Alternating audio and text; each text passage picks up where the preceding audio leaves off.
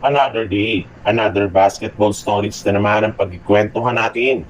At ngayon nga, yung pag-uusapan natin ang balitang unang trade na gagawin ng Los Angeles Lakers ngayong off-season. At ang balitang wala na nga daw pong gagawing trade pa ang Golden State Warriors. Medyo magulo nga ang mga nagdaang araw sa Los Angeles Lakers dahil sa mga nagsilabasang trade patungkol sa kanilang superstar na si LeBron James. Pero sa kabila nga niyan, ay hindi rin naman nga nila ito iniintindi since mas nakapokus nga ang kanilang buong kupunan sa ginaganap ngayon na Summer League sa lugar ng Las Vegas. Bukod rin nga dyan, meron rin naman nga daw silang nilulutong plano na gumagawa ng isang trade bago pa man magtapos ang buwan ng Hunyo. Yes, tama nga ang inyong narinig. Gagawa na nga ang Lakers at si Rob Pelinka ng kanilang kauna-unahang trade ngayong off-season upang sa ganon ay makuha na nila ang kanilang biannual exemption na pwede nilang ibigay kay Bradley Beal kapag tuluyan na itong na-buyout ng Phoenix Suns. Makakapagbukas rin naman nga sila dito ng isang bakanting pwesto since balak nga nila ditong i-trade na ang kanilang batang player na si Dalton Kennick at si Gabe Vincent. Ayon nga sa isang insider, simula nga daw na mag-umpisa ang off-season ay pinaplanuhan na nga talaga nila itong gamitin sa isang trade at gagawin na nga nila yan sa mga susunod na linggo.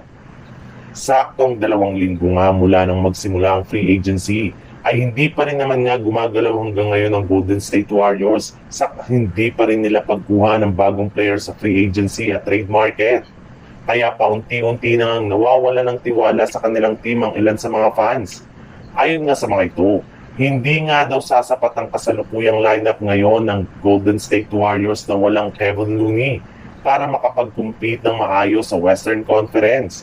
Bagamat man magandang ipinakitang performance ng team pagkatapos nilang makuha si Jimmy Butler at bago pa man magtamo ng injury si Stephen Curry last season, ay hindi pa rin naman kakayanin ang mas pinalakas na lineup ng ibang kupunan.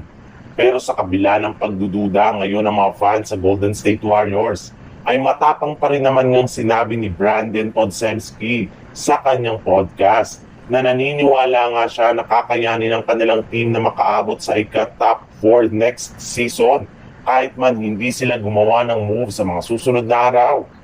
Ang kailangan lamang nga daw ng kanilang team ay panatiling healthy ang lahat ng kanilang mga players at sigurado nga nakakayanin na may panalo ang majority sa kanilang mga laro next season.